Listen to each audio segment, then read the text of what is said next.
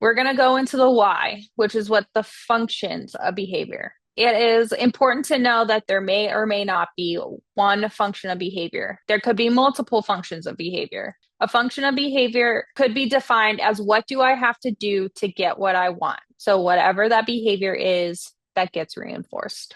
The first function that we are going to discuss is attention. This individual will engage in a behavior to gain attention from others. For example, you're on your phone, your child wants you off the phone, so they scream until you hang up. Once you hang up and talk to the child, the screaming stops. The screaming was reinforced by getting off the phone. And remember, behavior is learned over time. Attention is the main way that a baby gets their needs met. They are hungry, they cry, they get fed. They need to get changed, they cry, they get changed. As the child gets older, they learn new ways to get the attention that they need through communication.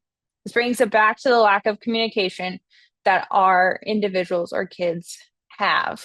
Just remember that attention can be as little as a look or a smirk or a deep sigh. Any reaction could reinforce the behavior.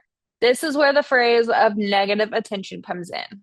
Negative attention could be a scold or saying stop that or no over and over again, and that is giving attention to the behavior. The next function we're going to discuss is escape. This is a behavior that occurs to get away or avoid something that they do not like doing. This could be getting out of schoolwork or chores. For example, sitting down at a table for school work and the child rips up the paper and throws the items until they get out of the task, or pretending that they are asleep. I used to work with an individual that would close his eyes when I would go to run sessions with him. I would remind him that I'm still there even though he closed his eyes. If the work is removed or they delay of doing that task, the individual gets what they want or are reinforced for that behavior. What does this do to behavior? What does reinforcement do to behavior? Increases the probability of the behavior happening in the future. We do this too. I know I do. I procrastinate by scrolling on my phone or doing the task that I enjoy more than the task that needs to be completed. A lot of our functions of behavior can also correlate to our everyday lives. The next one is tangibles, and tangibles just means things. So access to things, toys, an item, or an activity that we want. My favorite example of this is a kid in a grocery store. Say the child went down the candy aisle and asked once for a candy bar, and the caregiver said, yeah, grab one. The next time they go to the store and they ask and the caregiver says no, maybe now the child starts to cry and scream for the candy bar and everyone is looking at you. So then the caregiver gives in and gets the candy bar.